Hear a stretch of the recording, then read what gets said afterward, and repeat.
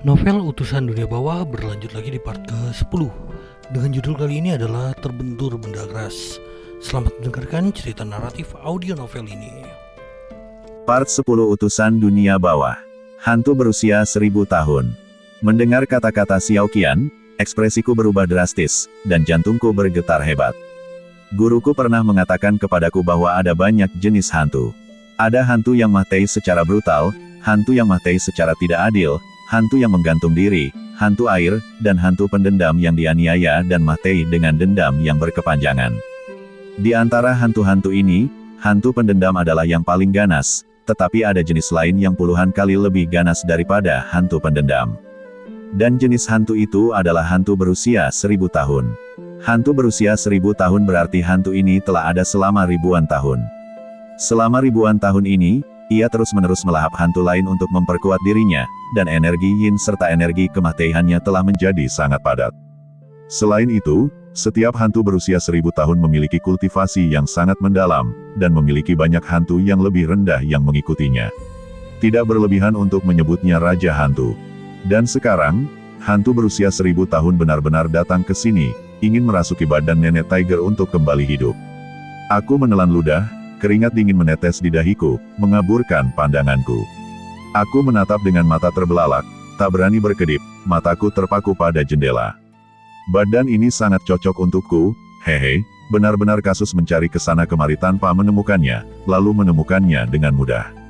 Saat suara serak itu menghilang, seorang wanita tua, membungkuk dan memegang tongkat, melayang masuk melalui jendela. Konon ia melayang masuk karena rambutnya sangat panjang hingga mencapai kakinya, menutupi gerakannya, ia berjalan seolah melayang. Saat ia memasuki ruangan, semua 7 lampu penunjang kehidupan berkedip-kedip hebat. Melihat ini, ia menyeringai, lalu berbalik menatapku. Cek-cek, seperti yang diharapkan dari murid Zhangdu. Di usia semuda ini, kau sudah bisa melakukan teknik perpanjangan hidup 7 bintang. Lumayan, sama sekali tidak buruk. Sayang sekali kau masih agak kurang berpengalaman. Ia mensibir, nak, ingat ini, saat melakukan teknik perpanjangan hidup 7 bintang, kau perlu membuat susunan besar di sekitarmu terlebih dahulu. Jika tidak, hantu-hantu yang tak terhitung jumlahnya akan bergegas merebut badan tak bertuan ini. Kau beruntung bertemu denganku. Denganku di sini, hantu-hantu yang berkeliaran itu tidak berani datang ke sini sendiri. Jika tidak, rumah ini mungkin sudah dipenuhi hantu sekarang. Sambil berbicara, ia menatapku dengan tajam menggunakan mata gelapnya. Hantu berusia 1000 tahun ini tampak seperti seorang wanita tua yang lemah. Ia tidak tinggi, dan agak bungkuk, memegang tongkat dan mengenakan jubah purba. Rambutnya yang acak-acakan mencapai kakinya. Aura yin dan kematian yang pekat berputar di sekelilingnya. Melihatnya saja sudah membuatku merinding, dan bulu kudukku berdiri. Anak muda, jangan takut. Aku di sini untuk badan ini, bukan untukmu. Lagi pula, Zhangdu dan aku sudah lama saling kenal. Meskipun kami pernah mengalami pengalaman yang tidak menyenangkan, aku tidak akan sampai menyakiti junior sepertimu. Setelah aku merasuki badan ini, aku akan segera pergi. Lagi pula, aku tidak bisa merahasiakan formasi pelindung desa yang didirikan keluarga Su selamanya. Setelah mengatakan ini, ia menyeringai, lalu berbalik dan langsung menuju Nenek Husi. Ia berjalan sangat lambat, dan dimanapun ia lewat, semua lampu penunjang kehidupan 7 bintang padam, bahkan lampu utama di tangan Husi pun berkedip-kedip hebat. Melihat ini, jantungku berdebar kencang. Aku segera menguatkan diri dan bergegas ke sisi hantu tua itu, berbisik, "Senior, ini nenek temanku. Jika kau merasukinya, aku tidak akan bisa menjelaskannya kepada temanku. Bisakah kita membuat kesepakatan? Bisakah kau mengampuni nenek temanku demi tuanku?" "Mengampuni muka tuanmu." Ia menyeringai, memberiku senyum jahat, suaranya serak. 20 tahun yang lalu, tuanmu mengejarku selama sebulan penuh. Jika aku tidak bersembunyi di pegunungan yang dalam, aku pasti sudah dimusnahkan oleh panji penuntun jiwa tuanmu. Aku sudah menghormati tuanmu dengan tidak menimbulkan masalah. Dan kau mengharapkan aku menghormati tuanmu dan mengampuni badan ini. Mendengar ini, aku terkejut. Aku berpikir, kutu kupret, hantu tua ini ternyata menyimpan dendam terhadap tuanku. Bagaimana kita bisa bernegosiasi seperti ini? Tapi karena kami tidak bisa bicara. Pikiranku melayang sejenak, lalu aku tersenyum dan berkata, "Senior, kau boleh memiliki badan ini, tapi aku harus mengatakan yang sebenarnya. Nak, cepat katakan apa yang ingin kau katakan. Aku tidak punya waktu untuk disia-siakan. Aku sedang dikejar oleh para pejabat dunia bawah. Jika aku menarik perhatian mereka dan terjadi perkelahian, bukan hanya kau yang akan terlibat, tetapi hantu kecil itu juga akan dibawa pergi oleh mereka. Ia menunjuk ke Xiao Qian, yang gemetar ketakutan, bersembunyi di samping. Aku terkejut oleh kata-katanya, dikejar oleh para pejabat dunia bawah. Hantu tua ini sungguh luar biasa. Dikejar oleh mereka, ia masih punya waktu luang untuk datang ke sini dan mencoba mencuri badan orang lain. Siapapun yang bisa melakukan ini, entah memiliki kultivasi yang sangat tinggi, sama sekali mengabaikan para pejabat dunia bawah, atau mereka sangat berani. Karena, hantu tua ini sedang dikejar oleh para pejabat dunia bawah, jelas ia termasuk dalam kategori yang terakhir. Aku menarik napas dalam-dalam dan berkata, "Senior, Anda seharusnya bisa melihat bahwa umur badan ini hampir habis. Jika Anda merebut badan ini, Anda mungkin akan mati lagi dalam beberapa tahun, atau bahkan beberapa bulan. Ketika itu terjadi, jiwa Anda akan tidak stabil, dan para pejabat dunia bawah akan datang untuk mengambilnya. Bahkan jika Anda ingin melarikan diri, Anda tidak akan bisa lolos." Hehe, mendengar kata-kataku, ia tersenyum main-main dan berkata, "Anda tidak perlu khawatir tentang itu. Karena aku berani merebut badanmu, aku pasti punya rencana yang jitu. Sudah siap, sekarang minggir dan jangan menunda urusanku." Setelah mengatakan itu, ia mengangkat tongkatnya dan memukul kepalaku. Aku sudah siap. Saat ia mengangkat tongkatnya, aku membuat gerakan jari pedang, berteriak, dan melangkah maju, memukul dahinya dengan jari. Sambil berbicara dengannya, aku diam-diam mengumpulkan kekuatanku. Pada saat ini, hampir semua esensi dalam badanku terkonsentrasi di jari tengahku. Aku melihat jari tengahku memerah terang, seperti besi panas membara, memancarkan bukan hanya niat membunuh yang kuat tetapi juga panas yang menyengat. "Cek-cek, kau berani menyerangku. Kau sudah lelah hidup." Ia mensibir, lalu menghilang dalam sekejap di depan mataku. Jantungku berdebar kencang, dan aku merasakan angin dingin bertiup dari belakang. Tanpa berpikir, aku menerjang ke depan. Tapi aku sudah terlambat. Aku merasakan sakit yang tajam di punggungku saat tongkat hantu tua itu menghantamnya.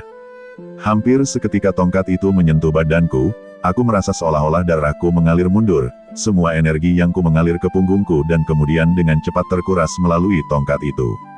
Ia melahap energi yang ekspresiku berubah drastis. Aku mencoba melawan, tetapi gumpalan energi yin terus mengalir ke badanku melalui tongkatku, seketika membekukanku. Apa yang harus kulakukan? Mataku membelalak, dipenuhi teror. Ini adalah hantu berusia 1000 tahun, tak terhitung banyaknya orang yang telah mati di tangannya atau dimangsa olehnya. Satu lagi tidak akan membuat perbedaan, dan sepertinya ia tidak berniat melepaskanku. Badanku semakin dingin, dan energi yangku semakin terkuras. Tepat ketika wajahku memucat dan aku menggigil kedinginan, cahaya merah menyala tiba-tiba terpancar dari dadaku.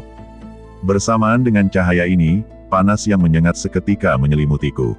Mataku langsung membelalak, karena sumber cahaya merah menyala dan panas yang menyengat itu tak lain adalah liontin giok yang diberikan Janda Wang kepadaku. Cahaya merah menyala yang menyilaukan menyembur dari dadaku, disertai gelombang panas yang menyengat. "Apa itu?" seru hantu tua itu dari belakang. Hampir seketika, aku merasakan sentakan saat tongkat yang menekan punggungku ditarik. Begitu tongkat itu meninggalkan punggungku, aku kembali bisa bergerak, menggigil, dan terhuyung ke depan. Aku jatuh ke tanah, menatap dadaku dengan takjub. Di sana, liontin giok yang diberikan Janda Wang kepadaku tampak hidup. Liontin itu melayang sendiri di dadaku, memancarkan cahaya merah menyala dan gelombang panas yang menyengat. Aku bahkan samar-samar mendengar raungan yang berasal dari dalam liontin itu. Apa yang tersegel di dalam liontin giok ini? Tanyaku, benar-benar bingung. Setetes darah yang tersegel di dalam liontin giok itu kini telah menghilang, tidak lagi mempertahankan bentuk aslinya, tetapi tersebar di setiap sudut liontin, membuatnya benar-benar berwarna merah menyala. Panas yang menyengat seolah memancar dari tetesan darah itu. "Benda apa ini?" Sebuah suara serak berteriak dari dalam cahaya merah tua. Suara itu, yang sebelumnya tenang, kini dipenuhi teror. Aku mendongak dan melihat hantu berusia 1000 tahun itu terpojok oleh cahaya merah tua, berusaha mati-matian melawan dengan tongkatnya terangkat. Cahaya merah tua itu bertindak seperti tirai, mencoba menyelimuti hantu berusia 1000 tahun itu, tetapi bagaimanapun juga, itu adalah hantu berusia 1000 tahun, mungkin bahkan hampir menjadi raja hantu, dan kultivasinya cukup tinggi. Ia memegang tongkatnya, semua energi kematian dan yin-nya terkumpul di atasnya, saling terkait membentuk kabut hitam tebal yang terus-menerus bertabrakan dengan cahaya merah tua. Dalam sekejap, serangkaian suara mendesis terdengar. Energi hantu hitam itu seperti sepotong daging berlemak, sementara cahaya merah tua itu seperti besi panas yang membakar. Hasil benturan antara daging gemuk dan besi panas itu dapat diprediksi. Energi mematikan dari energi hitam terus terkikis dan terkonsumsi, sementara cahaya merah tua semakin intens. Pada akhirnya, hantu berusia 1000 tahun itu benar-benar terpojok, hampir tidak mampu bertahan, tidak dapat bergerak. "Nak, apa itu yang kau kenakan di dadamu? Lepaskan dan buang," desis hantu berusia 1000 tahun itu padaku. Saat ini, wajahnya sangat ganas, dan rambut panjangnya seperti gulma tanpa akar, berayun liar ke segala arah. Setiap kali menyentuh cahaya merah tua, rambut itu akan mendesis dan berubah menjadi gumpalan asap hitam. Dan ketika rambutnya menyentuh cahaya merah tua, aku samar-samar mendengar jeritan yang berasal dari dalam rambutnya, seolah-olah hantu pendendam sedang memparasit di setiap helai rambutnya. Detik berikutnya, jantungku tiba-tiba berdebar kencang. Karena aku ingat siapa hantu berusia 1000 tahun ini. Bertahun-tahun yang lalu, guruku, dalam keadaan mabuk, membual kepadaku tentang keberaniannya yang luar biasa di masa mudanya. Dia mengaku telah mengejar hantu berusia 1000 tahun selama lebih dari setengah tahun. Hantu ini memiliki rambut panjang, setiap helainya mewakili hantu atau jiwa hidup yang telah ditelannya. Rambutnya tak terhitung jumlahnya, jumlah roh pendendam dan jiwa hidup yang telah ditelannya tak terukur. Hantu berusia 1000 tahun seperti itu tentu saja memiliki kekuatan yang sangat besar. Guruku tidak hanya membual tentang mengejar dan melawan hantu ini, tetapi juga mengklaim telah menghancurkan setengah dari rambutnya dengan satu gerakan. Guruku juga menyebutkan bahwa hantu berusia 1000 tahun itu bernama Leluhur Sutra Hijau, tetapi pada saat itu aku mengira dia hanya membual karena mabuk. Aku sama sekali tidak menyangka bahwa Leluhur Sutra Hijau benar-benar akan muncul di hadapanku. Tampaknya guruku tidak sepenuhnya membual, setidaknya, dia benar-benar mengejar hantu ini selama lebih dari sebulan.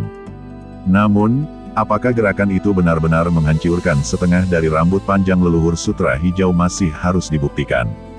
"Nak, apa kau benar-benar berpikir Liontin Giok itu bisa berbuat apa-apa padaku?" Ia meraung padaku. "Kalau begitu kau salah besar. Alasan aku bertindak seperti ini adalah karena aku takut auraku terungkap dan menarik utusan Yin. Jika kau terlalu memprovokasiku, aku akan berisiko menarik mereka dan binasa bersamamu."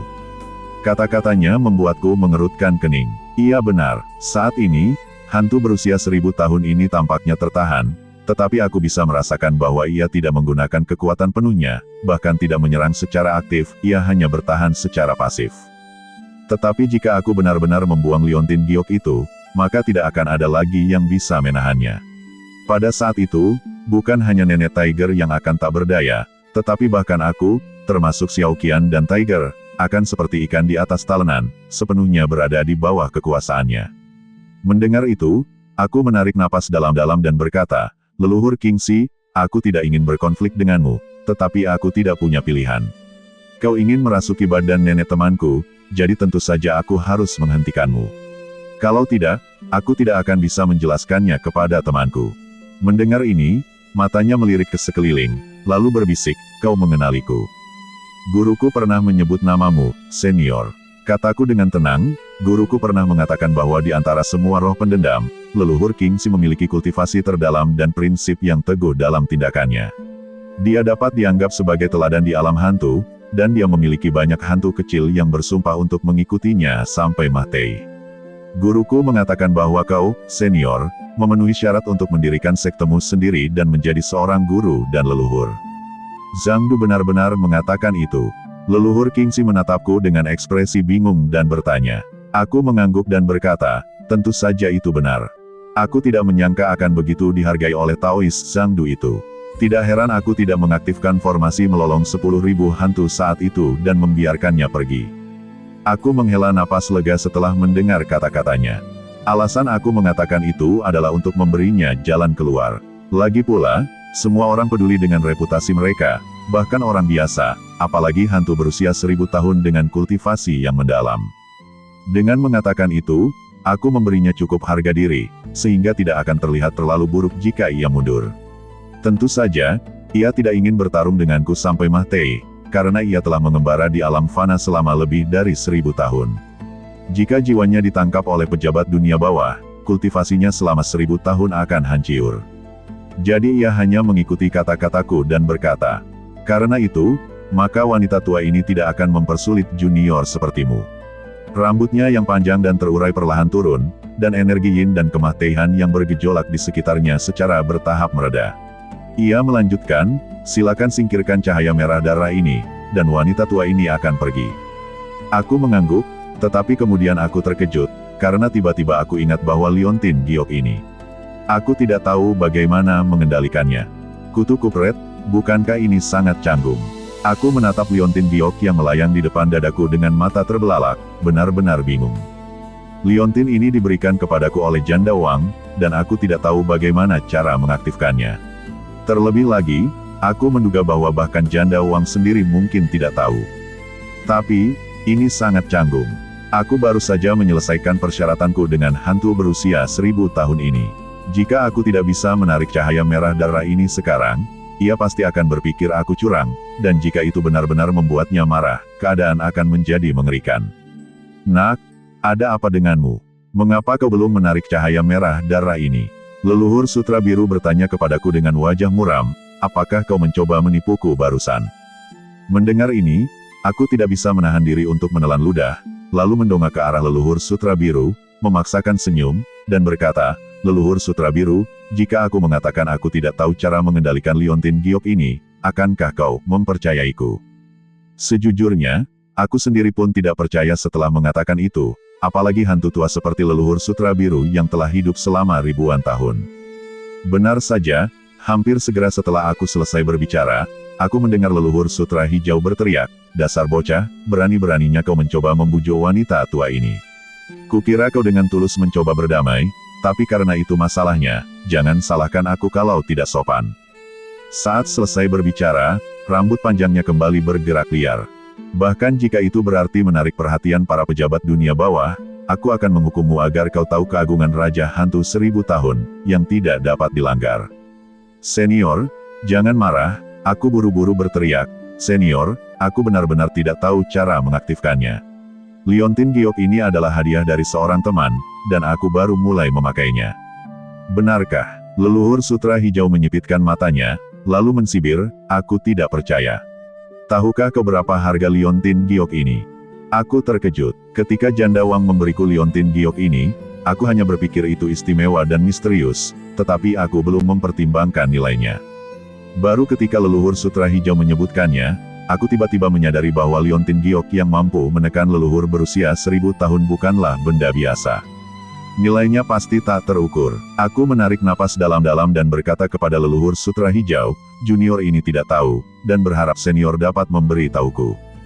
Leluhur Sutra Hijau mensibir dan berkata, "Jika aku tidak salah, tetesan darah di dalam liontin giok ini adalah darah esensi iblis besar. Darah esensi itu murni yang paling efektif melawan roh jahat. Biar ku katakan begini, selama kau mengenakan liontin giok ini, bukan hanya hantu-hantu yang berkeliaran akan menghindarimu, tetapi bahkan roh-roh kuat pun harus menjauh darimu."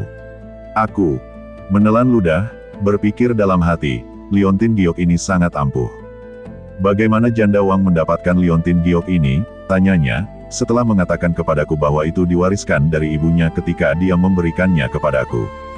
"Sepertinya liontin giok ini adalah pusaka keluarga. Tapi bagaimana keluarga mereka bisa terlibat dengan iblis yang kuat? Apakah leluhur mereka mengalami pertemuan luar biasa yang membawa mereka pada liontin ini? Atau mungkin mereka mendapatkan setetes darah esensi iblis dan menyegelnya di dalam?" Saat aku sedang melamun, suara Leluhur Sutra Biru kembali terdengar, "Nak, jangan berlama-lama. Jika kau benar-benar tidak ingin berkonflik denganku, lepaskan saja liontin giok itu dan buang keluar ruangan ini. Dengan begitu, liontin itu tidak akan bisa merasakan energi gaib dan yin padaku, dan akan kembali tenang dengan sendirinya." Aku tidak langsung melakukannya, tetapi ragu-ragu. Bagaimana jika aku membuang liontin giok itu keluar ruangan, dan kemudian leluhur sutra biru tidak menepati janjinya. Leluhur sutra hijau sepertinya merasakan kekhawatiranku dan menyeringai, jika itu iblis-iblis kecil itu, mereka mungkin memang akan mengingkari janji mereka, tetapi bagaimana mungkin aku, leluhur sutra hijau, bisa dibandingkan dengan mereka? Nak, yakinlah, kata-kataku adalah janjiku. Mendengar ini, aku menguatkan diri, berpikir aku akan mempercayainya kali ini saja. Jika memang benar-benar tidak menepati janjinya, aku akan mengambil kembali liontin giok itu nanti. Dengan pikiran itu, aku mengangguk dan berkata, aku juga percaya bahwa senior tidak akan melakukan hal tercela seperti mengingkari janji. Setelah mengatakan itu, aku melepas liontin giok, berjalan ke pintu, dan membukanya dengan kasar. Xiao Qian bersembunyi di samping. Dia sepertinya merasakan kekhawatiranku dan berbisik, jangan khawatir membuangnya, itu akan segera mati. Apa? Aku terkejut dan menoleh ke Xiao Qian dengan ngeri. Dia mengedipkan mata padaku dan memberi isyarat agar aku diam. Melihat ini, aku menekan keraguanku dan melemparkan liontin giok keluar pintu, lalu perlahan menutupnya kembali. Saat pintu tertutup, cahaya merah darah yang menyengat segera terserap kembali ke dalam liontin giok, dan ruangan kembali redup seperti semula. Hehe, leluhur sutra hijau meregangkan badannya, lalu terkekeh dan berkata, nak, dibandingkan dengan guru Taoisme, kau tidak buruk. Aku akan mengingatmu, aku pasti akan kembali mencarimu saat ada kesempatan. Kata-katanya membuat hatiku bergetar. Aku berpikir dalam hati, kutu kupret, dia jelas menyimpan dendam padaku. Meskipun aku sedikit gelisah, aku tidak bisa kehilangan muka demi garis keturunan praktisi Yin Yang-ku, jadi aku tersenyum dan berkata, baiklah, aku, Zhang Qianyu, akan menunggu kedatangan leluhur sutra hijau kapan saja. Ia mendengus dingin mendengar ini, lalu perlahan berjalan menuju jendela, bersandar pada tongkatnya. Tatapanku tak pernah lepas dari badannya, sementara Xiao Qian tiba-tiba mengangkat 5 jari dan menghitung mundur dengan lembut, 5, 4, 3. Aku menatap Xiao Qian dengan ekspresi bingung, tetapi dia hanya menjulurkan lidahnya padaku lalu dengan lembut mengucapkan kata satu. Namun, yang mengejutkan saya, hampir segera setelah kata satu keluar dari bibir Xiao Qian, terdengar suara dengung, dan kemudian ruangan itu menjadi terang benderang. Sebuah diagram Bagua tiba-tiba muncul di bawah kaki leluhur sutra hijau. Ini, pengikat jiwa Bagua. Leluhur sutra hijau terkejut dan berbalik untuk melarikan diri setelah berteriak keras. Tetapi seolah-olah dinding tak terlihat telah muncul di sekelilingnya, dan ia menabraknya dengan kepala terlebih dahulu. Setelah berteriak, ia jatuh ke tanah. Anak muda, kau berani curang. Leluhur sutra hijau duduk di tanah, menunjuk ke arah saya dan berteriak marah, sementara saya menatap dengan mata terbelalak, mata saya dipenuhi dengan keterkejutan. Kemudian saya melihat bahwa diagram Bagua memancarkan semburan cahaya hijau, yang seperti sangkar, menjebak leluhur sutra hijau di dalamnya. Seberapapun ia berjuang, ia tidak dapat membebaskan diri. Terlebih lagi, diagram itu terus berputar, dan dengan setiap putaran, semua inti susunan berubah. Melihat ini, aku menelan ludah. Diagram Bagua ini benar-benar di luar tingkat kultivasiku saat ini. Mengesampingkan energi dan semangat yang dibutuhkan untuk membuat formasi seperti itu, perubahan kompleks yang terjadi saat diagram Bagua berputar berada di luar pemahamanku. Jika itu, guruku, membuat formasi Bagua ini tidak akan sulit, tetapi guruku tidak ada di sini. Jadi siapa yang membuat diagram Bagua ini? Dan kapan orang itu membuatnya? Sebelum aku memanggil jiwa, atau setelah aku memanggil jiwa. Pada saat itu, ruangan yang sebelumnya remang-remang tiba-tiba disinai cahaya biru terang, dan di dalam cahaya itu, susunan Bagua tampak hidup, berputar tanpa henti di tanah.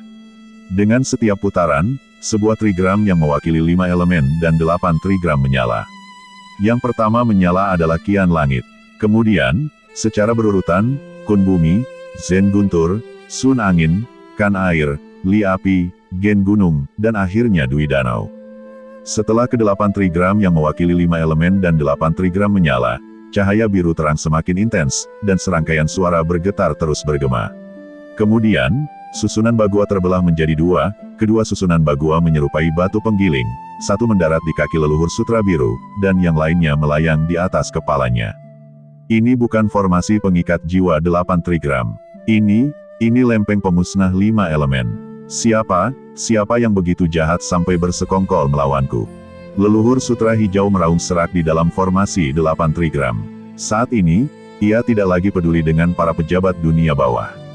Seluruh badannya diselimuti aura kematian, rambutnya berdiri tegak, dan ratapan hantu bergema dari rambut panjangnya. Wajahnya juga berubah. Awalnya, ia hanyalah seorang wanita tua, tampak tua tetapi tidak terlalu menakutkan. Namun, saat ini, darah tiba-tiba mengalir dari matanya, wajahnya yang tua mulai berputar dan berubah bentuk menjadi seringai mengerikan, urat-urat menonjol di leher dan wajahnya, dan bahkan mulutnya terbuka lebar, seolah-olah ingin melahap segala sesuatu di sekitarnya. Aku sangat terkejut hingga tersandung ke belakang. Xiao Qian, yang berdiri di sampingku, bahkan lebih ketakutan, wajahnya pucat, meraih lenganku dan gemetar di belakangku. Apa yang terjadi? Aku menatap formasi Bagua dengan takjub, bergumam pada diri sendiri, leluhur Kingxi baru saja mengatakan bahwa seseorang sedang bersekongkol melawannya. Mungkinkah, seseorang meramalkan bahwa ia akan datang ke sini dan memasang lempeng pemusnah 5 elemen sebelumnya, bermaksud untuk menjebaknya. Tapi siapa orang itu? Guruku tidak mengajariku Feng Shui, 5 elemen, atau ramalan, jadi aku pada dasarnya tidak tahu apa-apa tentang formasi. Meskipun begitu, aku masih bisa melihat kekuatan lempeng pemusnah 5 elemen. Lempeng pemusnah 5 elemen yang disebut-sebut itu menggunakan kekuatan 5 elemen dan 8 trigram di dalam formasi Bagua untuk perlahan-lahan menghancurkan energi jahat hantu yang terperangkap. Formasi Bagua seperti dua batu penggiling, saling menarik dan berputar pada frekuensi yang sama, perlahan-lahan menyatu hingga hantu yang terperangkap dalam formasi benar-benar musnah, jiwanya tercerai-berai. Ah! Tiba-tiba, teriakan tajam terdengar dari mulut leluhur sutra hijau. Kemudian, susunan Bagua yang tergantung di atas kepalanya tiba-tiba sedikit turun, membengkokkan punggung leluhur sutra hijau. Ia berjuang mati-matian dengan tongkatnya, mencoba mencegah susunan Bagua turun lebih jauh. Tetapi sia-sia, seberapapun kerasnya leluhur sutra hijau berjuang, susunan Bagua terus turun perlahan dan mantap dengan kekuatan yang tak terbendung. Siapa itu? Siapa itu? Teriak leluhur sutra hijau melengking.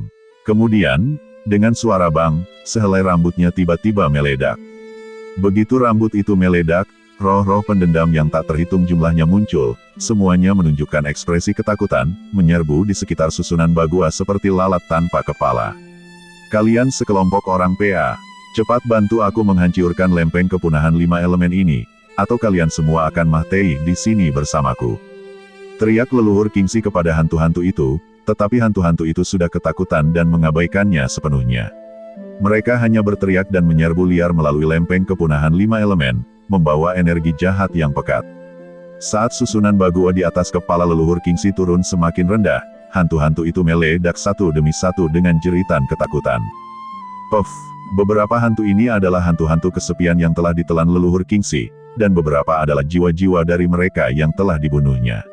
Setelah periode pemurnian yang panjang, jiwa-jiwa ini telah lama menyatu dengannya. Sekarang setelah mereka meledak, leluhur Kingxi langsung terkena serangan balik, membuka mulutnya dan memuntahkan seteguk energi yin murni. Leluhur sutra biru mencengkeram dadanya, wajahnya berkerut gemetar hebat saat ia berteriak, aku akan melawanmu sampai mati. Hampir segera setelah selesai berbicara, rambut panjangnya mulai berayun liar. Kemudian, dengan raungan yang ganas, semua rambutnya meledak serentak, hantu-hantu yang tak terhitung jumlahnya yang ditinggalkan oleh leluhur sutra biru, dipaksa untuk menghancurkan diri sendiri. Rambutnya tak terhitung jumlahnya, setiap helai mewakili sebuah jiwa, ledakan serentak mereka sangat dahsyat. Cahaya biru yang mengikat leluhur sutra biru berkedip-kedip, seolah-olah akan segera menghilang. Bahkan susunan Bagua di atas kepalanya meredup, penurunannya melambat. Melihat ini, leluhur sutra biru menjadi tenang, tongkatnya jatuh ke tanah. Pada saat ini, leluhur sutra hijau berada dalam keadaan yang mengerikan. Rambut panjangnya benar-benar berantakan, membuatnya tampak seperti wanita tua botak, pemandangan yang menakutkan sekaligus lucu. Nak, mungkinkah kau sedang bersekongkol melawanku? Leluhur sutra hijau tiba-tiba mengangkat kepalanya, menatapku dengan mata penuh racun, dan berkata dengan suara kejam, itu juga tidak benar. Dengan tingkat kultivasimu, kau tidak mungkin bisa membuat lempeng pemusnah 5 elemen. Katakan padaku, siapa yang ada di belakangmu? Apakah itu Zhangdu? Aku menyipitkan mata, berpikir, kau bertanya padaku. Siapa yang harus kutanya? Bukan hanya leluhur sutra hijau yang bingung, tetapi aku juga dipenuhi kecurigaan. Aku pernah mendengar guruku menyebutkan lempeng pemusnah 5 elemen sebelumnya. Dia berkata bahwa untuk membangunnya, terlepas dari tingkat kultivasi seseorang, seseorang harus terlebih dahulu memiliki pemahaman mendalam tentang 5 elemen dan 8 trigram, dan benar-benar memahami setiap perubahan dalam trigram tersebut. Sepanjang sejarah, banyak yang telah mencapai hal ini, tetapi saat ini, mereka yang benar-benar menguasai 5 elemen dan 8 trigram sangatlah langka. Guruku mungkin termasuk, tetapi untuk putra kedua keluarga Su yang misterius, Su Zhengchun, aku tidak tahu. Lagi pula, pemahamanku tentang keluarga Su terbatas. Jika Su Zhengchun tidak tiba-tiba muncul tadi malam dan meramalkan sebuah karakter untukku, aku mungkin bahkan tidak akan tahu bahwa keluarga Su adalah keluarga ahli Feng Shui. Adapun yang lain, aku menggelengkan kepala. Di masa lalu, aku menganggap diriku cukup akrab dengan desa kami, tetapi sekarang, aku tidak akan berani mengatakan itu. Janda Wang yang misterius dan berperilaku aneh, keluarga Su yang sangat tersembunyi, dan Liu Laosan, sang pembangkit mahiat. Orang-orang ini telah menghancurkan kesan damai dan harmonisku sebelumnya tentang desa kami, membuatku merasa seperti orang asing di desa kecil ini tempat aku tinggal selama 18 tahun. Nak, aku ingin bertanya. Melihatku tidak menjawab, leluhur sutra hijau berteriak lagi, lempeng pemusnah 5 elemen itu dipasang oleh gurumu Zhang Du dulu, mencoba memancingku ke dalam formasi, tetapi pada akhirnya aku menyadarinya, menyebabkan gurumu gagal di saat-saat terakhir. Siapa sangka bahwa 20 tahun kemudian, aku akan ceroboh dan tidak hanya gagal menyadari bahwa aku telah memasuki lempeng pemusnah 5 elemen, tetapi juga semua ribuan jiwa yang telah kutelan sepenuhnya dimusnahkan. Tidak hanya kultivasiku yang rusiak, tetapi energi vitalku juga sangat terluha. Dendam ini akan selalu kuingat. Jika aku mengatakan bahwa aku tidak tahu siapa yang memasangnya, apakah kau akan mempercayaiku? Aku menarik napas dalam-dalam dan berkata dengan tenang. Kau pikir aku anak berusia 3 tahun, ejek leluhur sutra hijau. Kau adalah keturunan dari garis keturunan Yin Yang dan telah menerima ajaran sejati Zhang Du. Jika bukan kau yang membuat ini, siapa lagi? Aku bahkan sudah memperingatkanmu sebelumnya bahwa kau harus membuat susunan pelindung di sekitar dirimu saat menggunakan teknik rahasia perpanjangan hidup 7 bintang. Jadi, inilah yang kau tunggu-tunggu. Aku menggelengkan kepala dan tidak mengatakan apapun, tetapi dalam hatiku, aku mengutuk leluhur orang yang membuat lempengan pemusnah 5 elemen. Kutu kupret, jika kau ingin bersekongkol melawan leluhur sutra hijau ini dengan membuat lempengan pemusnah 5 elemen, mengapa tidak menghancurkannya saja? Sekarang kau terjebak dalam keadaan limbo ini. Jika leluhur sutra hijau lolos, ia pasti akan menyimpan dendam padaku, dan aku akan dihantui olehnya di masa depan. Kutu kupret, aku yang menanggung kesalahan ini. Aku sangat dirugikan. Aku menggelengkan kepala tak berdaya, tetapi saat itu juga, tiba-tiba terdengar suara gemerincing, seolah-olah seseorang menyeret rantai besi di tanah, mendekat. Kemudian, sebuah suara menyeramkan terdengar, para utusan dunia bawah mengikat jiwa-jiwa, orang hidup tidak boleh mendekat. Para utusan dunia bawah, menjauhlah dari orang hidup. Sebuah suara melengking yang mengerikan terdengar dari kejauhan, semakin keras setiap saat. Jelas, para utusan dunia bawah sedang mendekat.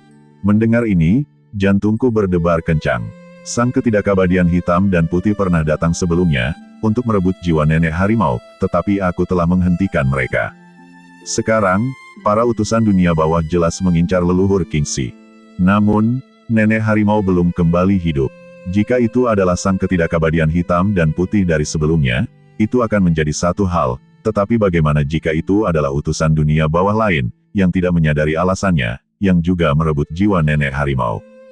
Dan kemudian ada Xiao Qian. Setelah kematiannya, dia seharusnya memasuki dunia bawah untuk bereinkarnasi, tetapi karena obsesinya, dia tetap berada di alam fana, hantu yang berkeliaran. Jika para utusan dunia bawah bertemu dengannya, mereka pasti tidak akan membiarkannya pergi. Bukan hanya aku, bahkan ekspresi leluhur sutra hijau pun berubah, dan dia berbisik, kutu kupret ini, bagaimana dia bisa sampai di sini secepat ini?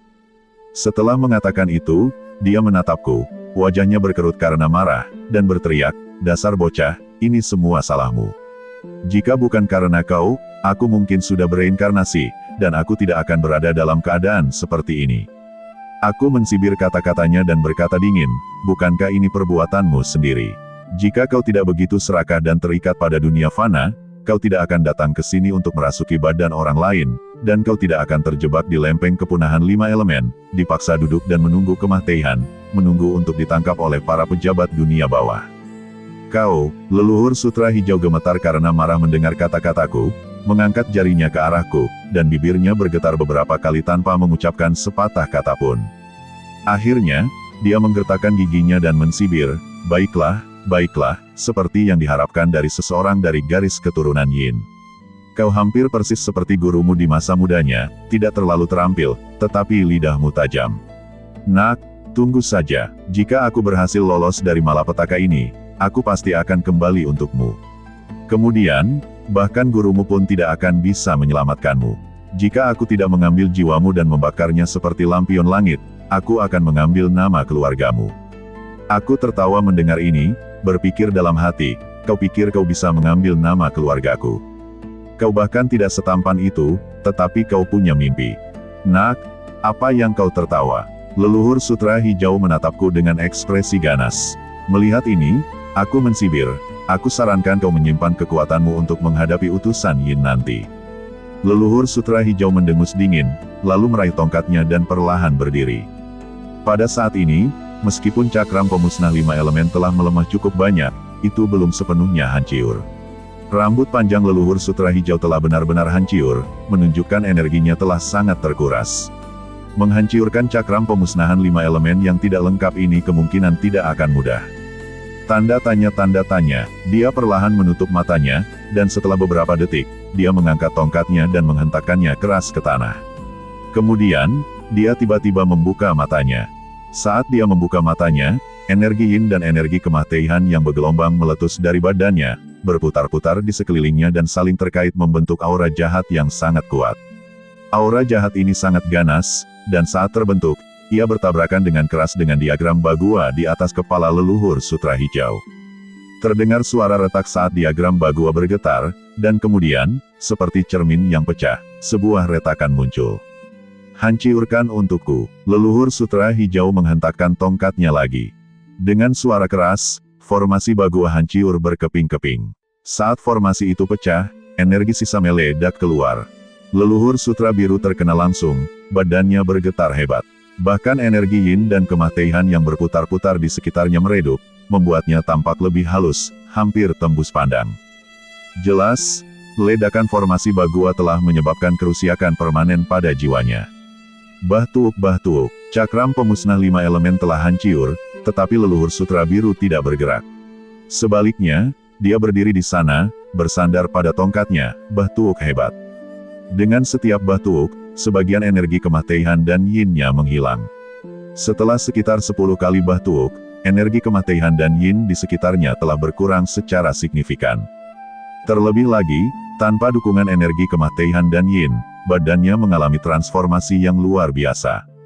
Darah mulai mengalir dari sudut matanya, darah itu tampak tak berujung, terus-menerus mengalir di wajahnya yang sudah tua. Bahkan wajahnya yang sudah tua mulai mengering dan mengelupas. Dalam sekejap mata, wajahnya, yang meskipun sudah tua, masih menyerupai wajah manusia, telah sepenuhnya mengelupas, hanya memperlihatkan wajah gelap yang berlumuran darah yang diselimuti aura yang mengerikan. Ya dewa, melihat ini, jantungku berdebar kencang, hampir secara naluriah aku mundur beberapa langkah. Wajah macam apa ini? Tanpa kulit, berlumuran darah dan diselimuti aura dingin, matanya yang berkabut tampak begitu menyeramkan di wajah yang merah darah, terus berputar, memancarkan perasaan yang sangat menakutkan. Ini, apakah ini wujud aslinya? Aku menelan ludah, lalu menggenggam jimat pembunuh dengan erat.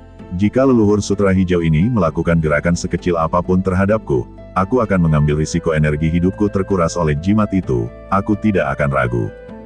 Ho, pada saat itu, aku melihat leluhur sutra hijau menarik napas dalam-dalam energi Yin, lalu perlahan menoleh, menatapku dengan mata jahatnya.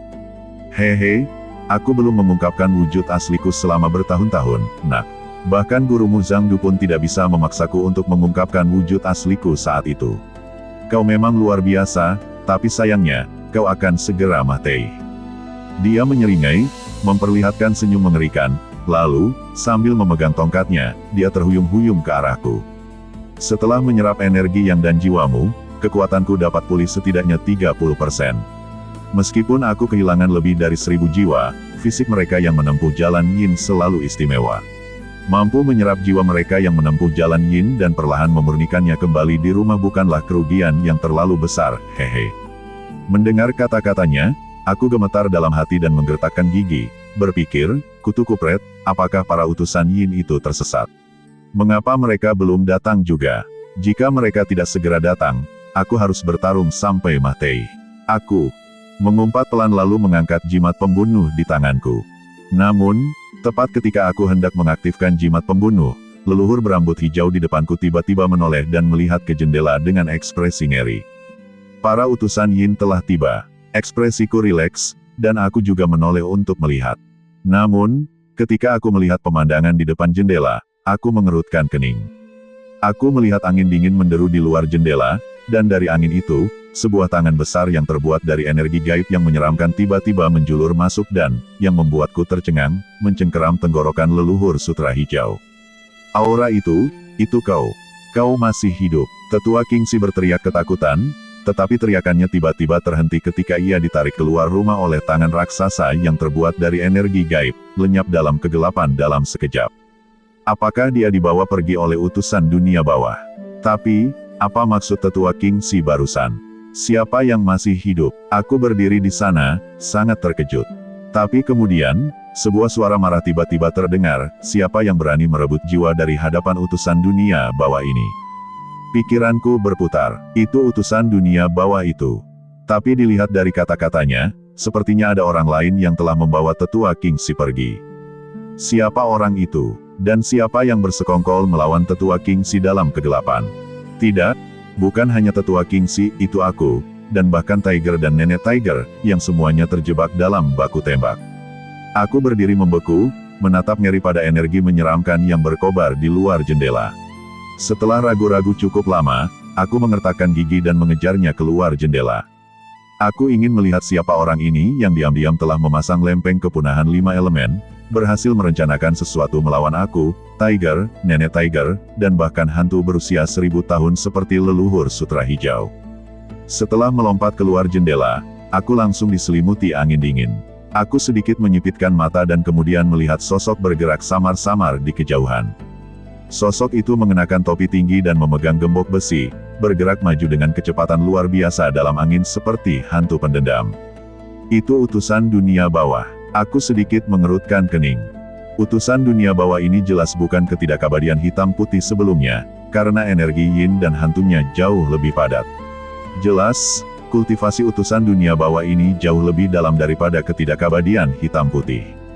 Namun, karena para utusan dunia bawah ini mampu mengusir hantu berusia 1000 tahun seperti leluhur sutra biru, kultivasi mereka pasti sangat mendalam. Jika tidak, utusan dunia bawah biasa tidak akan mampu melawan leluhur sutra biru, mereka bahkan tidak akan mampu menangkapnya, dan mungkin malah menjadi makanannya. Leluhur sutra biru adalah buronan di dunia bawah, dikejar oleh utusan dunia bawah ini. Jika kau menangkapnya di depan utusan dunia bawah ini, kau akan menghalangi penyelidikan ini dan akan dihukum sama seperti leluhur sutra biru. Suara utusan dunia bawah yang menyeramkan dan tajam bergema di energi yin. Saat suaranya berhenti, tawa rendah terdengar di kegelapan, kau ingin menangkapku. Itu tergantung pada apakah kau memiliki kemampuan. Mendengar suara ini, aku langsung terkejut, karena terasa sangat familiar. Seolah-olah aku pernah mendengar suara ini di suatu tempat sebelumnya, tetapi aku tidak ingat siapa pemiliknya. Sombong, teriak utusan dunia bawah dengan dingin, dan kemudian suara pertempuran terdengar dari angin yin yang berhembus. Orang itu sedang bertarung dengan utusan dunia bawah. Aku tak kuasa menelan ludah. Tanda tanya, para pejabat dunia bawah adalah pelayan publik dunia bawah, dan tak seorang pun ingin menyinggung mereka kecuali benar-benar diperlukan. Lagi pula, pendukung mereka adalah seluruh dunia bawah. Kau mungkin cukup kuat untuk tak tersentuh saat masih hidup, tetapi semua orang pada akhirnya akan mati. Begitu kau memasuki dunia bawah, mereka memiliki 100 cara untuk membalas dendam. Kau bisa dijatuhi hukuman kutukan abadi, dipenjara di 18 tingkat neraka untuk selama-lamanya. Kutu kupret, orang ini kejam sekali, gumamku sambil menyipitkan mata. Suara pertempuran memudar di kejauhan, seolah-olah orang yang telah mengambil leluhur sutra hijau sedang mundur saat mereka bertarung. Aku cepat-cepat memanjat tembok dan mengikuti suara itu, tetapi berhenti ketika aku mencapai monumen desa. Hehe, Gunung Yin ada di depan. Masuklah jika kau berani. Suara yang familiar itu bergema lagi dari energi dunia bawah yang pekat. Ketika aku mendengar ini, aku terkejut. Gunung Yin. Aku menatap dengan mata lebar, benar-benar tercengang. Dilihat dari arah suara mereka, jelas mereka menuju ke gunung belakang. Tapi mengapa orang itu menyebut gunung belakang itu Gunung Yin? Sejak saya ingat, semua orang di desa kami menyebut gunung ini gunung belakang karena letaknya tepat di belakang desa kami, jadi semua orang sudah terbiasa menyebutnya begitu. Tapi hanya sedikit orang yang pernah menyebutkan nama aslinya, dan mungkin tidak ada yang tahu. Siapa sangka gunung ini memiliki nama yang begitu menyeramkan dan menakutkan. Lalu kenapa kalau itu Gunung Yin? Mereka semua sedang tidur, tidak ada yang bisa membantumu. Sebuah suara menyeramkan terdengar, jelas, itu milik pejabat dunia bawah. Saat kata-kata itu terucap, energi Yin yang bergelombang menyapu ke arah gunung belakang, sementara saya berdiri membeku di tempat. Jumlah informasi dalam percakapan mereka terlalu banyak. Gunung belakang awalnya tidak disebut gunung belakang, itu disebut Gunung Yin. Dan di dalam Gunung Yin, ada orang yang sedang tidur. Siapa yang mereka tiduri? Pada saat itu, saya tiba-tiba teringat apa yang dikatakan Mao Cunyu sebelumnya. Dia berkata bahwa dia merasa gunung di belakang itu seperti makam raksasa, mengubur banyak orang Mahtei di dalamnya. Mungkinkah orang-orang yang tertidur yang dibicarakan para pejabat dunia bawah itu adalah orang-orang Mahtei itu? Saat memikirkan hal itu, keringat dingin langsung mengalir di dahiku. Aku menelan ludah, melirik ke arah gunung di belakang, lalu berbalik untuk pergi. Tetapi tepat saat aku berbalik, aku mendengar suara mencicit yang aneh. Jantungku berdebar kencang, aku sangat mengenal suara itu adalah suara musang. Tetapi yang membuatku takut adalah suara itu bukan hanya dari satu musang, tetapi sepertinya berasal dari ratusan, bahkan ribuan, sekaligus. Aku berhenti dan perlahan berbalik untuk melihat keluar desa. Angin yang berhembus kencang dan menyeramkan telah menyapu ke arah gunung di belakang, dan energi suram di sekitarnya perlahan menghilang. Dan ketika energi suram itu benar-benar menghilang, aku langsung melihat bahwa tepi desa kami dikelilingi oleh kawanan musang yang padat. Mereka semua berkumpul 1 meter dari penanda desa, mata kuning cerah mereka menatapku dengan tajam. Ya dewa, ada begitu banyak musang ini, sejauh mata memandang, mereka membentang sejauh mata memandang. Mereka berkerumun begitu padat sehingga meskipun aku tidak memiliki tripofobia, itu membuatku merinding. Bahkan di lereng bukit yang jauh, kilatan mata kuning terang sesekali muncul, jelas menunjukkan bahwa masih banyak musang yang bersembunyi di sana. Astaga, apakah semua musang ini keluar dengan kekuatan penuh dan mengepung desa kita? Aku menelan ludah. Tanda tanya, menghadapi begitu banyak musang, semuanya menuju langsung ke arahku, akan menjadi kebohongan jika kukatakan aku tidak gugup. Namun, aku tidak menunjukkan ketegangan dan ketakutanku di wajahku. Sebaliknya, aku menarik napas dalam-dalam, menyipitkan mata, dan mengamati kelompok itu, sambil berkata, mencoba mengalahkan jumlah kami. Apakah kalian benar-benar berpikir garis keturunan Yin yang kami tidak berdaya? Itu hanya karena guruku tidak ada di sini. Jika dia ada, dia akan memusnahkan seluruh keluarga kalian jika kalian berani menyentuhku. Cicit, sebuah teriakan aneh terdengar, lalu musang-musang itu berpencar ke samping. Dari dalam kawanan, seekor musang besar dan gemuk perlahan muncul, memegang pisau. Mataku membelalak saat melihat pisau itu, karena itu tak lain adalah pedang berharga milik tuanku, pedang pembunuh roh. Pedang pembunuh roh dan panji penuntun jiwa adalah harta paling berharga dari garis keturunan Yin Yangmu, simbol statusmu sebagai utusan Yin Yang yang hidup. Tapi sekarang pedang pembunuh roh berada di tangan keluarga Huangku. Kau telah benar-benar mempermalukan garis keturunan Yin Yangmu, hehehe. Musang gemuk ini bukanlah kakek Huang San, melainkan musang lain, bahkan lebih gemuk dari kakek Huang San, terutama perutnya yang bulat, yang menyerupai perut buncit seseorang yang terlalu banyak minum bir. Ekornya juga berbeda dari musang lainnya, sementara yang lain memiliki ekor kuning atau kuning dan putih. Ekor musang ini tidak hanya sangat tebal tetapi juga merah darah, seolah-olah baru saja berlumuran darah, membuatnya tampak sangat menyeramkan. Nak, kakek Huang ketiga telah menyiapkan pesta mata air kuning untukmu di gunung belakang. 7 hari, kami hanya memberimu 7 hari. Jika kau belum menghadiri pesta itu sampai saat itu. Ia menyeringai, memperlihatkan deretan gigi tajam, dan mensibir, "Kalau begitu jangan salahkan klan Huang karena tidak masuk akal. Tidak hanya semua orang dan ternak di desamu akan mati, tetapi bahkan pedang pembunuh roh ini akan berpindah tangan dan menjadi bagian dari klan Huang." Setelah musang itu selesai berbicara, ia menatapku dengan mata kuning oranyenya, senyum jahat terukir di wajahnya yang berbulu. Musang-musang lainnya mencicit ke arahku, mengangkat cakar mereka dan membuat berbagai gerakan provokatif. Melihat ini, ekspresiku menjadi gelap.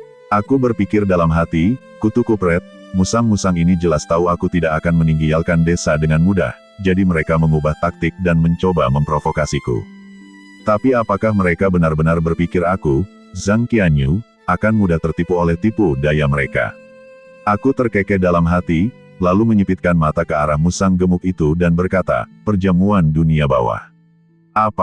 Apakah kakek Huang ketigamu lelah hidup? Mau makan denganku, lalu aku akan mengantarnya pergi." "Nak, apa hebatnya kata-kata kosong? Keluarlah jika kau berani," kata pemimpin musang itu dengan licik. Aku tertawa, lalu tiba-tiba mengacungkan jari tengahku, memberi isyarat kepada sekelompok musang, dan berkata dengan tawa dingin, "Masuklah jika kalian berani."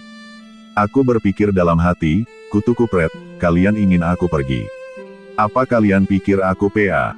Jika aku berani pergi, kalian pasti sudah keluar. Mengapa kalian sekelompok binatang berambut kuning berteriak-teriak di sini?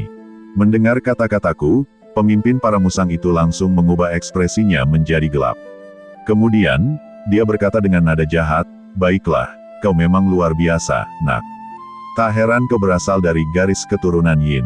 Tapi kau tidak perlu keluar. Kami, klan kuning, dengan senang hati akan menerima pedang pembunuh roh ini." Dia terkekeh dingin, lalu menimbang pedang di tangannya, berkata, "Meskipun pedang pembunuh roh ini memiliki banyak batasan, jika kakek ketiga Huang bergabung dengan para pemimpin klan kuning lainnya, mereka dapat menghapusnya. Hehe, begitu batasannya dihapus, pedang ini akan berpindah tangan. Lebih baik kau jangan menyesal." Mendengar itu, jantungku berdebar kencang, dan wajahku langsung memerah. Setelah jeda yang lama, aku tertawa dingin dan berkata, "Ini hanya pisau. Aku punya banyak di garis keturunanku, orang-orang Yin. Apa, kau suka berlutut dan bersujud 3 kali, lalu panggil aku kakek, dan mungkin aku akan mempertimbangkan untuk memberimu satu lagi." Kata-kataku membuatnya marah, membuatnya gemetar. Kemudian ia menatapku dengan tajam, bulu kuduknya berdiri, dan berteriak, "Dasar kutu kupret kecil, kau punya nyali. Tapi jangan keras kepala, dalam 7 hari, aku akan memastikan kau bahkan tidak bisa menangis lagi." Dengan itu, ia mendengus dingin, tidak memberiku kesempatan lagi untuk berbicara, dan berbalik untuk pergi. Saat musang ini pergi, musang-musang lainnya mengikutinya, menghilang ke dalam kegelapan. Tapi aku tahu mereka tidak pergi jauh, mereka bersembunyi di pegunungan belakang, mengawasi desa kami dengan cermat. Melihat cahaya kuning oranye yang sesekali berkedip dalam kegelapan, aku tidak bisa menahan diri untuk tidak mengerutkan kening. Perseteruan antara aku dan para musang ini sudah lama mencapai titik tak bisa kembali. Meskipun saat ini mereka takut memasuki desa kita karena formasi besar mereka mungkin akan menemukan trik lain dalam beberapa waktu. Dan begitu para musang ini bisa bebas masuk dan keluar desa kita, bahkan jika mereka tidak bisa berbuat apa-apa padaku, seluruh desa kita pasti akan menderita. Sepertinya setelah nenek harimau bangun, aku benar-benar harus pergi ke sarang musang. Aku menarik napas dalam-dalam lalu berbalik dan berjalan menuju rumah Janda Wang. Ketika aku sampai di gerbang, aku kebetulan bertemu Janda Wang yang membawa keranjang bambu berisi lilin. Melihatku kembali dari luar, dia segera meletakkan keranjang itu, terengah-engah, menyeka keringat di dahinya, dan bertanya, "Qianyu, kau dari mana saja?" Setelah mengatakan itu, dia mengintip keluar, melihat dengan penasaran ke arah luar desa. Aku tersenyum, mengambil keranjang bambu dari tanah, dan berjalan ke halaman, sambil berkata, "Tidak apa-apa, di dalam pengap, aku keluar untuk menghirup udara segar." "Benarkah?" Janda Wang segera mengikutiku, tampak tak percaya. "Qianyu, pasti ada sesuatu yang terjadi lagi, kan?" "Apa yang mungkin terjadi?" Aku menggelengkan kepala dan berkata, "Jangan terlalu dipikirkan." "Oh," Janda Wang mengangguk sambil berpikir. "Saudari Wang, kau tidak dalam bahaya, kan?" Dilihat dari waktunya, Janda Wang sudah pergi cukup lama, mengingat jarak antara rumahnya dan rumah Patua Hao, seharusnya dia sudah kembali sejak lama. Bahaya apa yang mungkin ada di desa kita? Kita semua kenalan lama, keluarga Patua Hao sedang tidur, meskipun, aku mengetuk pintu mereka lama sekali. Dia membukakan pintu untukku sambil berbicara. Setelah masuk rumah, aku pertama-tama meletakkan keranjang bambu di ruang tamu, lalu buru-buru pergi ke kamar tidur samping. Bagaimana kabar Nenek Tiger? Janda Wang mengikutiku masuk. Aku tidak menjawab, tetapi mengeluarkan korek api dan menyalakan kembali semua lampu penunjang kehidupan 7 bintang yang padam. Kemudian aku melihat lampu utama 7 bintang di tangan Tiger. Meskipun banyak dari 7 lampu kehidupan bintang telah padam, untungnya lampu utama belum padam. Lampu kehidupan di atas kepala Nenek Tiger, meskipun redup, masih berkedip. Ini adalah penghiburan kecil, namun, Tiger masih belum bangun. Aku menoleh ke Xiao Qian yang duduk di pojok, ingin bertanya padanya apa yang terjadi pada Tiger, tetapi karena ada Janda Wang di dekatku, aku ragu untuk berbicara. Aku ragu sejenak, lalu berkata kepada Janda Wang, "Saudari Wang, sudah hampir subuh, sebaiknya kau pergi dan beristirahat. Aku akan menjaga Huzi dan neneknya." "Qian Yu, Huzi, apakah dia tidur?" Janda Wang terkekeh dan berkata, "Dia tidur sangat nyenyak," dia mendengkur.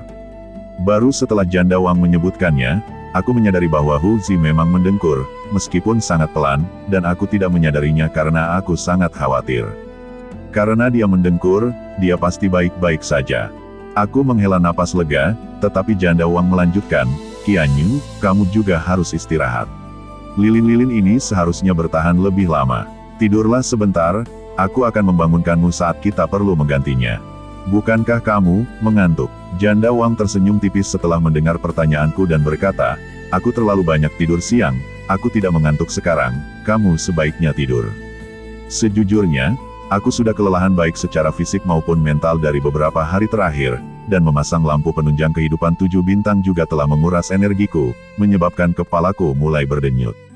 Setelah kata-kata Janda Wang, aku tidak berlama-lama dan langsung mengangguk. Aku bangun, meninggalkan rumah, dan berbaring di sofa. Tepat saat aku hampir tertidur, aku tiba-tiba mendengar suara klik. Janda Wang telah keluar dari kamar tidur samping.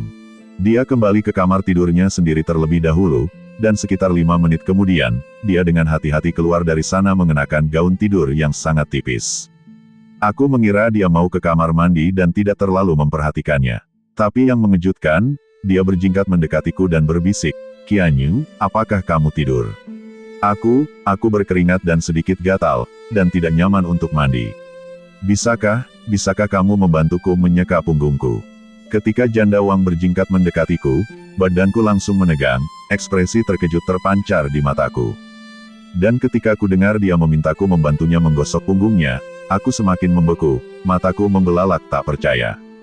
Membantunya menggosok punggungnya, astaga, apa aku tidak salah dengar?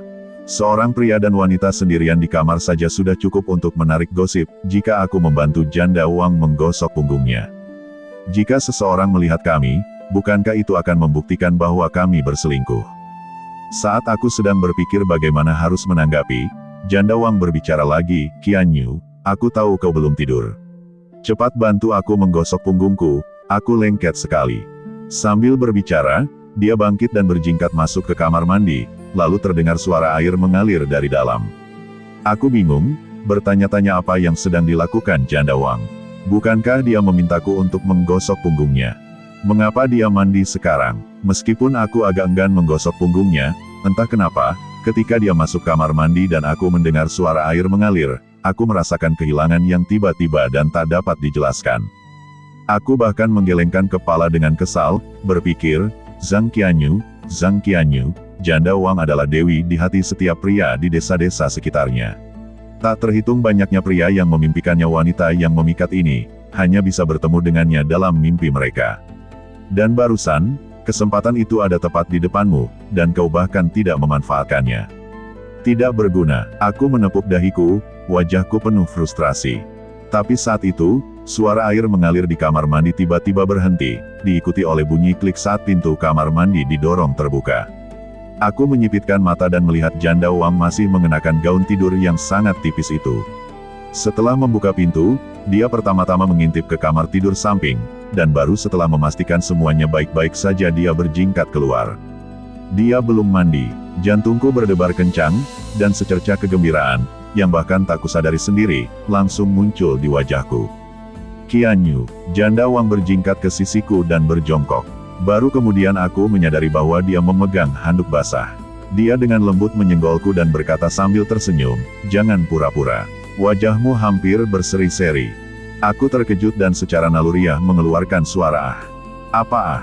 Janda Wang memutar matanya ke arahku dan berkata, "Kau memang pandai berakting."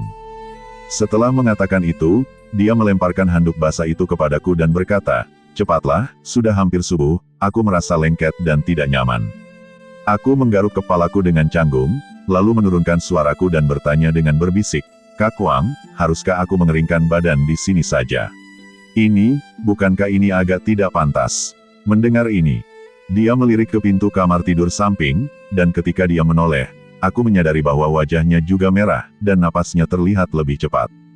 Aku bertanya-tanya apa yang sedang dia lakukan.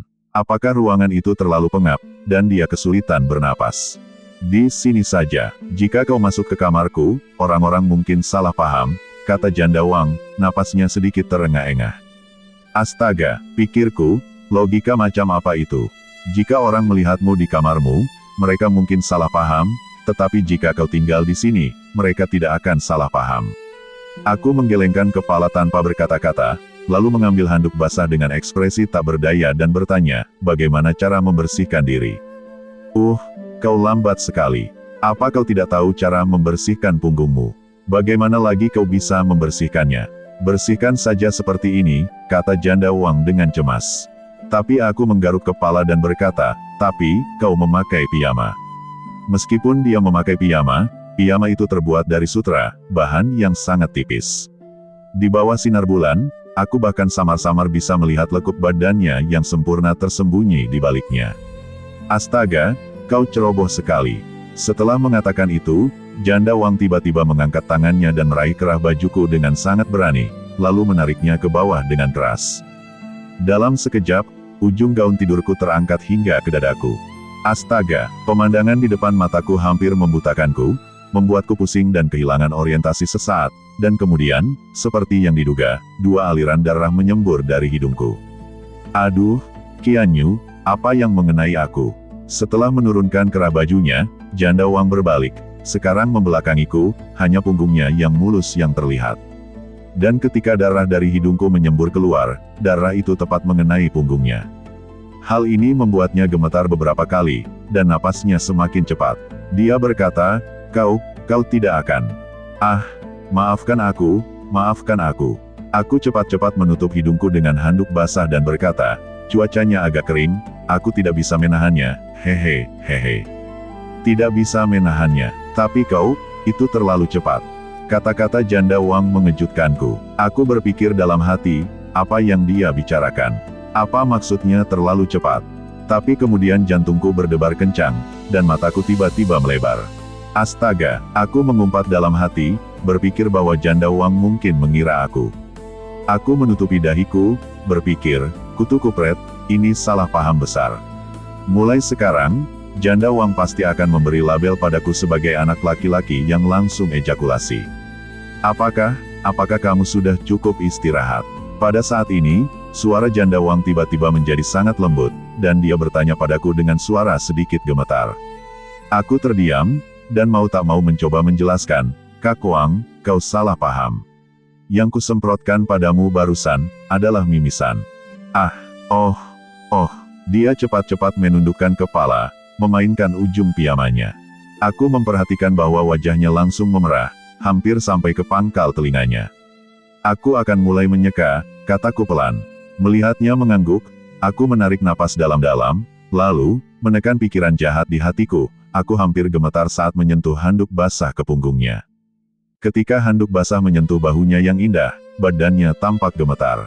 Aku terkejut dan bertanya, apakah aku menggunakan terlalu banyak tenaga? Tidak, katanya buru-buru, ini sudah cukup. Jika bisa, gunakan sedikit lebih banyak tenaga. Aku mengangguk, lalu memalingkan kepalaku darinya, berusaha menenangkan hatiku. Tapi bagaimanapun juga, aku adalah seorang pemuda yang penuh semangat. Dengan kecantikan di hadapanku, bagaimana mungkin aku bisa dengan mudah menahan diri? Aku diam-diam melirik punggung dan bahunya yang mulus lagi, lalu menggertakkan gigi dan mengumpat dalam hati, kutu kupret, siapa yang bisa menolak ini? Ini hampir membuatku tergoda untuk melakukan kejahatan. Saat aku secara mekanis menyeka punggungnya, mataku, hampir seperti menyemburkan api, tertuju pada lehernya yang indah seperti angsa. Semakin lama aku memandang, semakin panas perasaanku, hingga akhirnya, mulutku kering, dan tenggorokanku terasa seperti terbakar. Namun, tepat ketika aku hampir kehilangan kendali dan mengumpulkan keberanian untuk melakukan sesuatu, tiba-tiba aku mendengar tawa kecil di belakangku. Jantungku berdebar kencang, dan aku berbalik, hanya untuk melihat seseorang berjongkok di belakangku. Tawa cekikikan itu datang begitu tiba-tiba sehingga aku sama sekali tidak siap. Mendengarnya, aku sangat terkejut hingga hampir melompat, menjatuhkan handuk basah yang kupegang. Aku berputar dan melihat seseorang berjongkok di belakangku, dagu di tangan, menatapku dengan seringai. Itu Putri Mao Chunyu, Xiao Qian. Apa yang kalian berdua lakukan? Xiao Qian menatapku dengan senyum main-main dan berkata, menjijikkan sekali. Tidak tahu malu. Wajahku langsung memerah mendengar kata-katanya, tetapi dengan kehadiran Janda Wang di sana, aku tidak berani mengatakan apapun. Aku hanya menatapnya dengan tajam, tetapi dia sama sekali tidak takut. Dia hanya cemberut dan berkata, bukankah kalian orang dewasa melakukan hal-hal seperti ini? Apakah tidak ada hal lain yang bisa dilakukan? Jika seperti inilah dunia orang dewasa, maka aku lebih baik tidak tumbuh dewasa. Setelah mengatakan itu, gadis kecil itu benar-benar bangkit dan langsung pergi ke kamar tidur samping. Tepat sebelum masuk, dia mendengus dingin dan berkata, membosankan sekali. Aku berpikir dalam hati, apa maksudnya itu? Kau sudah melihat semuanya, dan sekarang kau bilang itu membosankan. Lalu kenapa, kau mengintip sejak awal? Itu seperti makan ikan lalu mengeluh baunya amis. Qianyu, ada apa? Suara Janda Wang tiba-tiba terdengar. Kenapa kau tidak membersihkan diri? Apa kau sedang melakukan sesuatu yang lain? Hah, aku terkejut dengan kata-kata Janda Wang, dan hampir secara naluriah mengangkat tanganku untuk menunjukkan ketidakbersalahanku. Janda Wang menoleh dan melirikku, lalu tertawa terbahak-bahak ketika melihat tanganku terangkat. Dia memutar matanya dan berkata, apa yang kau lakukan dengan tangan terangkat? Apakah kau sudah menyerah? Tidakkah kau tahu bahwa seorang pria tidak akan pernah menyerah? Setelah mengatakan itu, dia menutup mulutnya dan memberiku tatapan menggoda yang menawan. Ya dewa, daya tarik tatapan itu benar-benar di luar kemampuan kata-kataku untuk menggambarkannya. Pada saat itu, aku merasa bahwa semua warna di dunia pucat dibandingkan dengan senyumnya. Tidak semua warna di dunia tampak pucat dibandingkan dengan senyumnya, tetapi, senyumnya bisa membuat segala sesuatu di dunia kehilangan kilaunya. Aku menatapnya, sesaat tertegun. Apa yang kau lihat? Cepatlah, katanya dengan senyum menawan. Hehe. Kata-katanya membuatku tersadar. Aku segera tertawa kecil dan buru-buru mengambil handuk, bersiap untuk menyeka diriku lagi. Mungkin karena takut pada Xiao Qian, hatiku tidak segelisah sebelumnya. Sambil menyeka diriku, aku sering menoleh untuk melihat sekeliling, takut Xiao Qian tiba-tiba muncul di suatu sudut. Untungnya, Xiao Qian tidak muncul kembali, dan Janda Wang jauh lebih patuh. Selain sesekali gemetar dan mengeluarkan beberapa suara aneh, dia tidak melakukan hal lain. 5 menit kemudian, Janda Wang perlahan bangkit, mengenakan pijamannya, berbalik dan tersenyum padaku, Qianyu, tidak apa-apa untuk malam ini, terima kasih. Sambil berbicara, ia menggosok bahunya dan menggelengkan lehernya, berkata, leherku agak tidak nyaman, jadi aku akan tidur sekarang. Aku merasa sedikit kecewa tanpa alasan, tetapi kemudian, sebuah ide tiba-tiba muncul, dan aku berkata, Kak Wang, aku sudah berlatih bela diri dengan guruku sejak kecil, dan aku sering keseleo pergelangan kaki.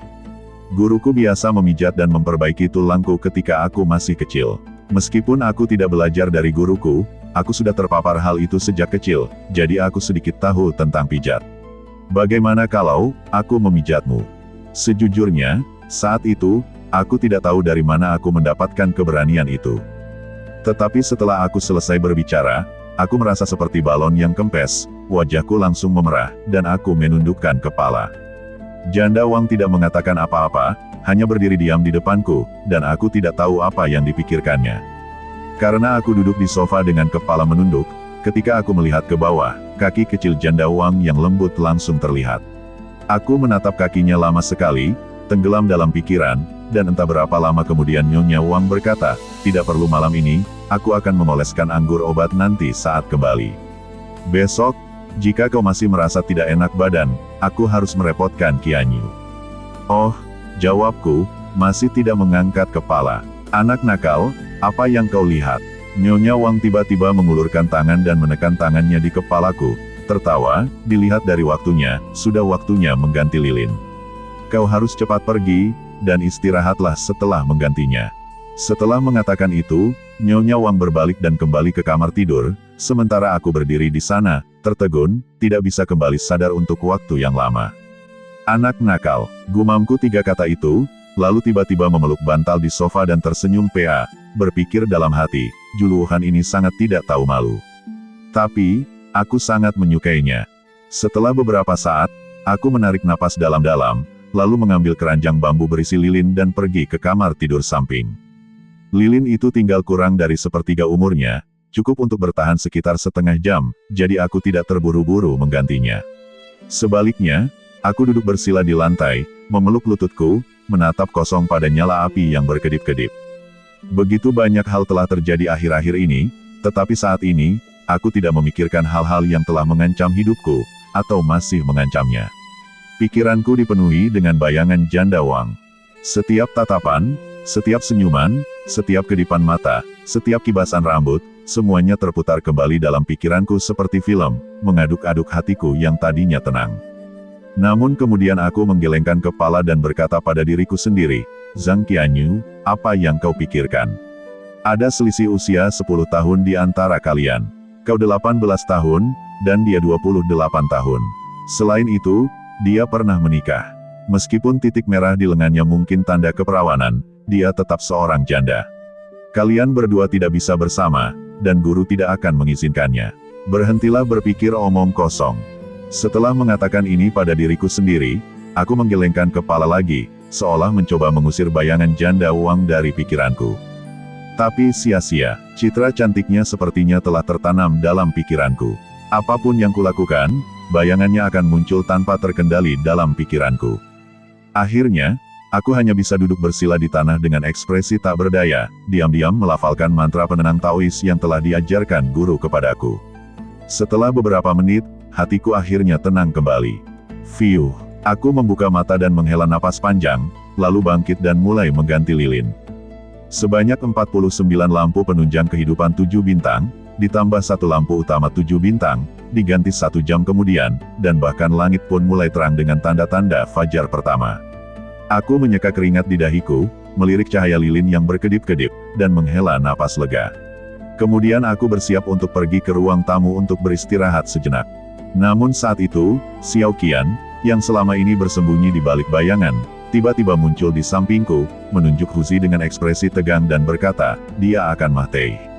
"Apa?" Kata-kata Xiao Qian yang tiba-tiba itu mengejutkanku, tetapi kemudian ekspresiku berubah drastis. Meskipun aku tidak tahu mengapa Xiao Qian mengatakan itu, aku tahu dia sepertinya memiliki semacam kemampuan prekognitif. Kemampuan ini telah terverifikasi saat leluhur Sutra Biru tiba. Sekarang, Xiao Qian tiba-tiba mengatakan itu, mungkinkah sesuatu akan terjadi pada Tiger? "Apa yang terjadi?" tanyaku terburu-buru, tetapi Xiao Qian menggelengkan kepalanya dan berkata, aku juga tidak tahu. Aku merasakan aura pembunuh mendekat, dan apa?" tanyaku mendesak. Xiao Qian menunjuk ke arah Tiger dan berkata, dia dikelilingi oleh lapisan aura kematian. Aura pembunuh itu jelas datang untuknya, dan akan membunuhnya. Xiao Qian tampak ketakutan, wajah kecilnya menjadi pucat pasi, matanya sangat panik. Tapi kemudian, pupil matanya tiba-tiba menyempit, dan dia menatapku dan berteriak, "Kau, badanmu." Seolah-olah dia telah melihat sesuatu yang mengerikan, dia terhuyung mundur 2 langkah, menjauh dariku. Aku benar-benar terkejut. Aku melirik diriku sendiri, dan karena tidak melihat ada yang salah, aku bertanya, ada apa denganku? Kau juga dikelilingi oleh lapisan aura kematian.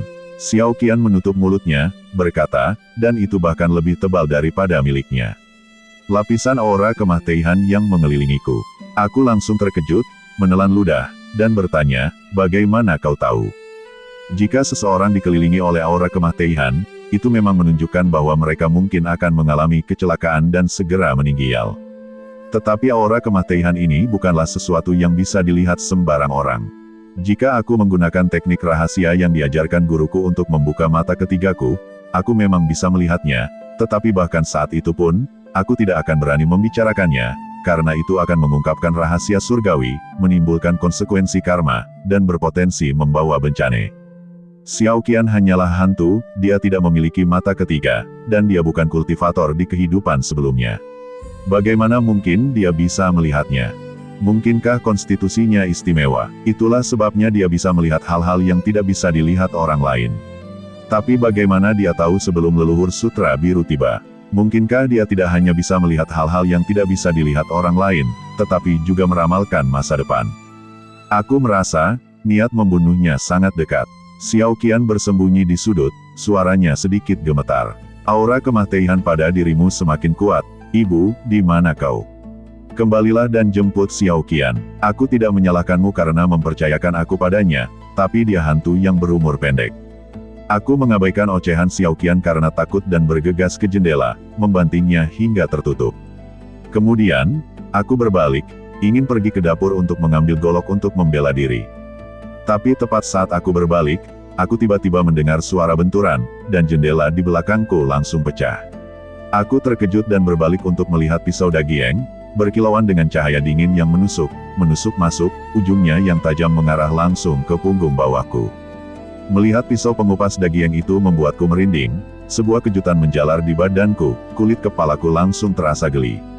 Kemudian, hampir secara naluriah, di tengah teriakan Xiao Qian, aku memutar badanku, dan mendengar suara robek saat pisau pengupas Dagieng itu menggores pakaianku, mata pisaunya yang tajam langsung merobeknya. Hanya karena aku telah berlatih bela diri sejak kecil, ingatan ototku bereaksi secara otomatis dalam situasi darurat, jika tidak, luka itu mungkin akan berdarah. Aku terhuyung mundur beberapa langkah, dan hampir seketika aku kembali berdiri. Aku mendengar suara bang saat jendela ditendang hingga terbuka, dan sesosok pria yang memegang pisau pengupas Dagieng melompat masuk. Orang ini mengenakan pakaian ketat hitam, tidak terlalu tinggi, tetapi sangat berotot. Namun, hidungnya bengkok, dan ujungnya merah dan bengkak, jelas karena baru saja terbentur benda keras. Ketika aku melihat pisau pengupas Dagieng itu, aku sudah menebak siapa orang ini, tetapi meskipun begitu, ketika aku melihat wajahnya dengan jelas, aku tidak bisa menahan diri untuk tidak meringis. Orang ini tidak lain adalah Liu Laoer. Hidungnya patah karena lututku tadi, lalu dia diterkam oleh guguk hitam besar yang dipelihara oleh Xiang Laosan, si pembangkit mahiat. Kupikir dia sudah tamat, tapi tanpa diduga, dia muncul lagi. Saat itu, Liu Laoer, setelah melompat masuk, tidak langsung menyerbu ke arahku. Sebaliknya, dia berdiri di sana memegang pisau pengupas tulang, menertawakanku dengan dingin. Nak, kenapa kau menatapku seperti itu? Dia mengacungkan pisau pengupas tulang yang berkilauan di tangannya, mensibir, apa? Kau pikir gugup bisa membunuhku? Jika kau benar-benar berpikir begitu, kau sangat naif. Siapa aku? Biar ku beritahu, dulu, saat aku masih muda, aku bisa berdiri di pintu masuk desa dengan pisauku, dan entah mereka terengah-engah atau tidak, mereka semua akan diam. Aku tidak berkata apa-apa, hanya menyipitkan mata padanya dengan waspada. Serangan mendadaknya gagal, dan dia sepertinya tidak terburu-buru untuk menyerangku. Dia hanya melirik sekeliling ruangan sebelum memfokuskan pandangannya pada lampu 7 bintang di tangan Tiger. Cek-cek. Meskipun aku tidak tahu untuk apa lilin-lilin ini, aku yakin jika aku memadamkan semuanya, itu akan membuatmu jijik, kan, katanya, sambil menunjuk lampu 7 bintang di tangan Zhao Huzi. Lampu-lampu lainnya adalah lampu darurat yang terbuat dari botol anggur, hanya yang di tangan Zhao Huzi yang dibuat dengan susah payah, pasti penting, kan? Jantungku berdebar kencang mendengar kata-katanya, dan aku berkata, apa maksudmu? Apakah kau ingin membunuhku? Membunuhmu. Liu Laoer tertawa, berkata, membunuhmu bukanlah tujuannya, tujuannya adalah membunuh kalian semua. Setelah selesai berbicara, matanya menyipit, dan dia menyerangku seperti macan tutul, mengacungkan pisau pengupas tulang. Meskipun usianya sudah lanjut, Liu Laoer sangat lincah. Dia menerjang ke depan, mengayunkan pisau pengupas tulangnya tepat ke leherku. Mataku membelalak kaget, berpikir, kutu kupret, orang ini jelas-jelas datang untuk membunuhku. Karena itu, aku tidak akan menahan diri. Saat itu, pisau pengupas tulang hampir mengenai leherku, tetapi aku sama sekali tidak panik. Sebaliknya, aku sedikit membungkuk, mengambil posisi kuda-kuda. Kemudian, dengan suara wosh, pisau pengupas tulang itu menghantam tepat di depanku. Aku menarik napas dalam-dalam, lalu memiringkan kepalaku ke kiri dengan postur yang sangat aneh. Dengan suara wosh, pisau pengupas tulang itu hampir menyentuh telingaku, dan hampir seketika setelah itu, aku menghembuskan napas yang baru saja kuhirup, dan meraung, tinju ini menghancurkan bumi. Tinju penghancur, langit, penghancur bumi, bersambung. Demikianlah part ke-10 dari Utusan Dunia Bawah. Terus bersama Suara Serak untuk menantikan kelanjutan serial novel ini di lain waktu.